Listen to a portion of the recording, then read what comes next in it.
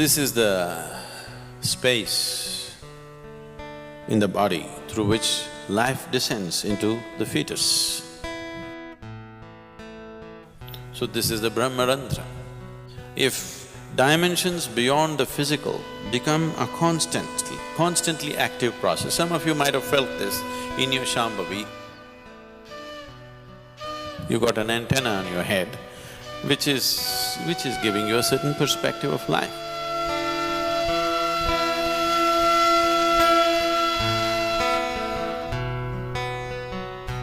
If you have a newborn baby in your home, you would see a certain part of the skull is not formed. Have you noticed this? So the child has to be handled gently, that part is just skin, there is no bone. So, this part in the yogic terminology is referred to as Brahmmarandhra. Randhra means a passage, like a small hole or a tunnel or a passage. So this is known as Brahmmarandhra. So this is the space in the body through which life descends into the fetus. Because life has descended into the fetus and life keeps its options open. Whether this body is capable of sustaining it or not, it keeps the options open. That much awareness is there in the life process, so it keeps that trapdoor open till the last minute. It wants to keep it open just in case it finds the body unsuitable for its existence, it will leave. And it does not want to leave from any other passage in the body, it wants to leave the way it came. A good guest always comes through the front door and goes out through the front door. If he comes through the front door and goes out through the back door, that means your house is swept clean. So, he wants to go out to the same door, so he keeps it open till the last minute, he wants to keep his choices.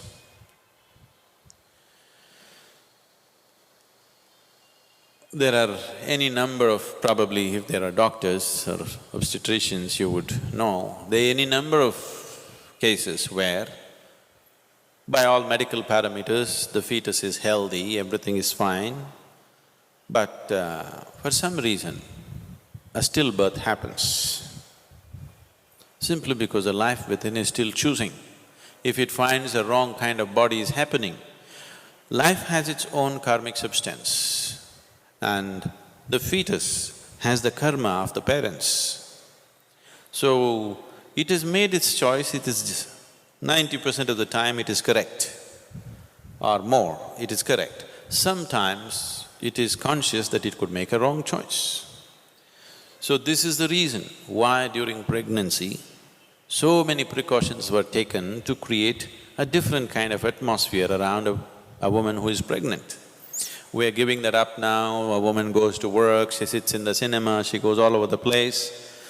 Such a thing is not maintained anymore. This was done just hoping something better than who both of you are comes into your womb. You know what I'm saying? You are husband and wife, you are of a certain quality.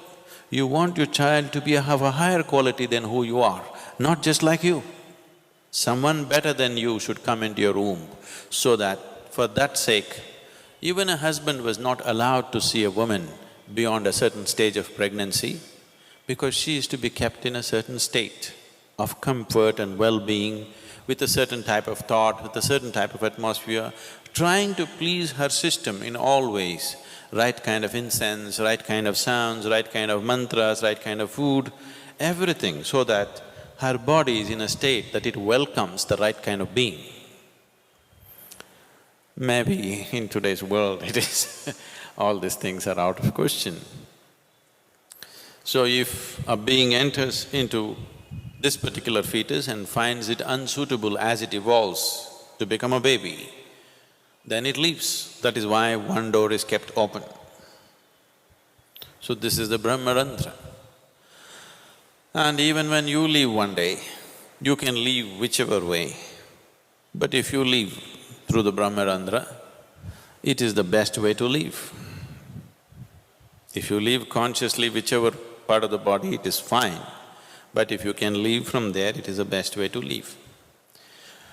So because there is lot of talk about this, there are books which have been written about it, one thing is there's a huge possibility that individual people may start imagining things on top of their head or between their forehead, they keep imagining many things. Because you need to understand this, wherever you focus your mind, there will be some twitching. If you want, right now you experiment, hold your little finger like this and focus at the tip of this little finger, you will see within a minute's time there will be twitching. Any part of the body, if you focus your mind, some twitching you will notice. So that is not to be mistaken as some other great process happening within you.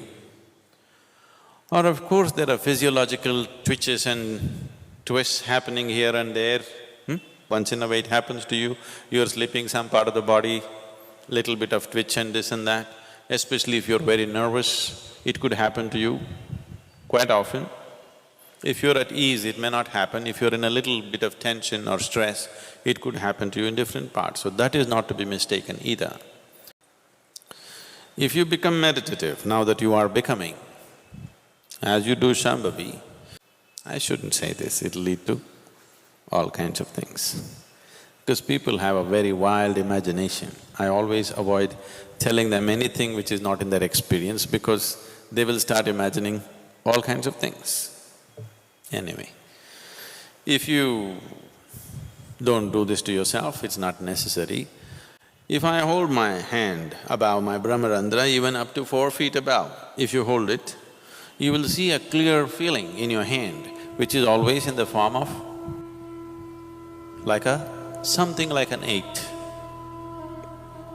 This will be always happening if you keep your energies in a certain way.